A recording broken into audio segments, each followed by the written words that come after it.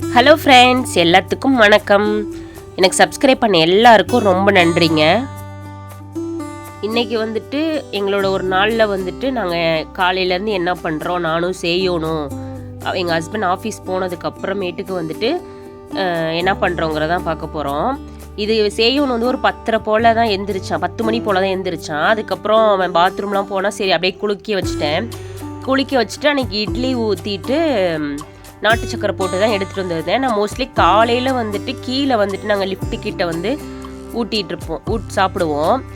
9:30 10 o'clock வந்து சாப்பிடுவோமா. அப்போ நிறைய பேர் வந்து போவாங்க, நல்லாயிருக்கும். இன்றைக்கி ஆனால் கொஞ்சம் லேட்டாக வந்ததுனால ரொம்ப பேர் இல்லை. இவன் வீட்டில் சாப்பிட்டா ஃபஸ்ட்டு ஒரு 4 ரூபா சாப்பிடுவோம், அதுக்கப்புறம் சாப்பிட மாட்டான். இது மாதிரி வெளியில் வந்து ஊட்டினா ஃபுல்லாக கொஞ்சம் ஊட்டிட்டு கொண்டு போயிடலாம். ஒரு இட்லி ஃபுல்லாக ஊட்டிடுவேன். லாஸ்ட்டு ஆனால் அந்த 2 ரூபா சாப்பிட்றதுக்கு தான் அங்கேயும் இங்கேயும் நடந்துட்டு வாங்கவே மாட்டான். ஆனால் அந்த 2 ரூபா லாஸ்ட்டு நம்மளுக்கு ஃபுல்லாக ஃபினிஷ் பண்ணால் தான் நல்லாயிருக்குங்கிறதுக்காக நான் அங்கேயும் ஓடிட்டு இருந்தேன். இங்கே பாருங்கள், அப்பார்ட்மெண்ட்டை விட்டு வெளியிலேயே ஓடி வந்துட்டான். அதுக்கப்புறம் ஒரு வழியாக கூட்டிகிட்டு வந்துட்டேன். அங்கே ஒரு பையன் அதை விட வரமாட்டேன்னு வெளியே நின்றுட்டு இருந்தான். அவங்க அப்பா கூப்பிட்டுட்டு இருந்தாங்க, அவனை போய் இவன் பார்த்துட்டு இருந்தான். அதுக்கப்புறம் வந்துட்டு நாங்கள் சாப்பாடு சாப்பிட்டுட்டா மேலே கொண்டு வந்து வச்சுட்டு கொஞ்சம் மளிகை ஜாமான்லாம் வாங்க வேண்டியது இருந்துச்சு. அரிசி, எண்ணெய், இதெல்லாம். அரிசி வந்து இங்கே 5 கிலோ பாக்கெட்டாக தான் கிடைக்கும், அதனால் அப்பப்போ வாங்கிக்கலாம். எண்ணெய் வந்து 3 லிட்ரு எண்ணெய் வந்து வாங்கி போனாங்க. எண்ணெய், அரிசியெல்லாம் வாங்கிட்டு அதுக்கப்புறம் மாலுக்கும் கீழேயே வந்துட்டு விளையாடுற மாதிரி ஒரு ப்ளே ஏரியா இருக்குது. அங்கே கொஞ்சம் நேரம் உட்காந்து விளாண்டுட்டு இருந்தோம். அதுக்கப்புறம் அந்த ஐஸ்கிரீம் வண்டி வந்ததும் நல்லா அன்றைக்கி வெயில் அடிச்சுட்டு இருந்துச்சு. அதுக்கப்புறம் ஐஸ்கிரீம் வாங்கி சாப்பிட்லான்னு சொல்லிட்டு ஐஸ்கிரீம் வாங்கினோம். நான் கப் ஐஸ்கிரீம் எனக்கு சாப்பிடணும் போல் இருந்துச்சுன்னு கப் ஐஸ்கிரீம் வாங்கிட்டு அதை 2 பேரும் நானும் இவனும் ஷேர் பண்ணி சாப்பிட்டுட்டு இருந்தோம். அவனுக்கு ரொம்ப தரமாட்டேன், கொஞ்சம் லைட்டாக தந்துட்டுருப்பேன். நான் வந்து ஃபுல்லாக சாப்பிட்டுட்டு கொஞ்சம் நேரம் விளையாண்டுட்டு அதுக்கப்புறம் நாங்கள் வீட்டுக்கு வந்துட்டோம். வீட்டுக்கு வந்து மளிகை ஜாமான்லாம் எடுத்து வச்சுக்கலான்னு சொல்லி எடுத்து வச்சுட்டு இருந்தேன். அவன் நாங்கள் வந்து டோர் வந்து கேட்டு ஓப்பன் பண்ணும் போது பக்கத்து வீட்டுக்காரங்க வந்து யார் வராங்கன்னு சும்மா ஓப்பன் பண்ணி பார்ப்பாங்க. அப்போ அவங்க வீட்டுக்குள்ளே பூந்துருவான். அவங்க வீட்டில் ஒரு பாப்பா இருக்குது, கொஞ்சம் பெரிய பொண்ணு தான். அந்த பொண்ணு கூட நல்லா விளையாண்டுட்டு இருப்பான். சரி, அங்கே விளையாண்டுட்டு இருந்தான். சரி, நம்ம வந்துட்டு அதுக்குள்ளேயும் மளிகை ஜாமான்லாம் எடுத்து வச்சுட்டு சப்பாத்தி இன்றைக்கி நைட்டு பண்ணலாம், ஏன்னா மாவு இல்லை. சப்பாத்தி பண்ணலான்னு சொல்லிட்டு மாவு நம்ம கிடைக்கிற டைம்லேயே பிசைஞ்சு வச்சிடலாம் அப்படின்னு சொல்லிட்டு மாவு பிசைஞ்சிட்ருக்கேன்.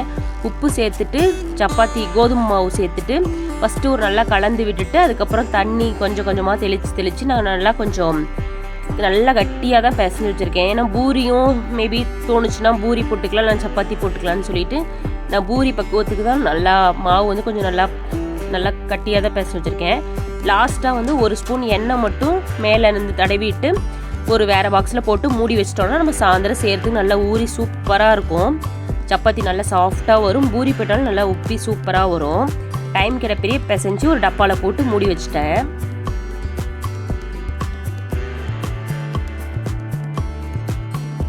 அப்புறம் வந்துட்டு அவனுக்கு அரிசியும் பருப்பும் ஊற வச்சுருந்தேன் காலையிலேயே.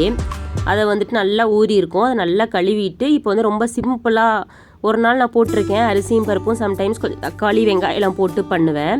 இன்றைக்கி வந்து ரொம்ப சிம்பிளாக பெருங்காயத்தூள், கொஞ்சமாக மஞ்சத்தூள், கொஞ்சமாக சாம்பார் தூள், உப்பு, ஒரு 1/2 ஸ்பூன் எண்ணெய் சேர்த்துட்டு அப்படியே குக்கரில் நல்லா விசில் ஒரு 10 விசில் விட்டுருவேன். நல்லா தண்ணி ஊற்றி 10 விசில் விட்டு நல்லா கொலன்னு எடுத்து வச்சுருவேன்.